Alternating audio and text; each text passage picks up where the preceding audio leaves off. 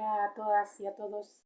Yo voy a recitar un poema que es un poema anónimo encontrado en una cárcel de Alicante en el año 1941 y que el grupo musical La Raíz ya incorpora como prólogo a su disco Entre poetas y presos. Bueno, espero que os guste y ahí va. Quisiera saber por qué estoy en esta cárcel metido, tratado como un bandido que no quiero ser ni soy. ¿Por qué me condena hoy la sociedad corrompida?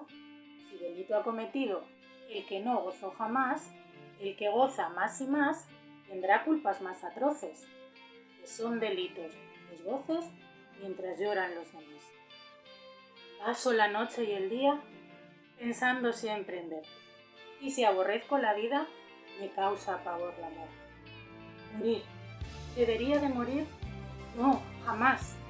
Mas si no puedo vivir como viven los demás, aumentaré no más la lista de los que gimen, y sepan los que me oprimen, que solo mi vida arrastro por escupir en su rostro las miserias de sus crímenes. Somos los hijos de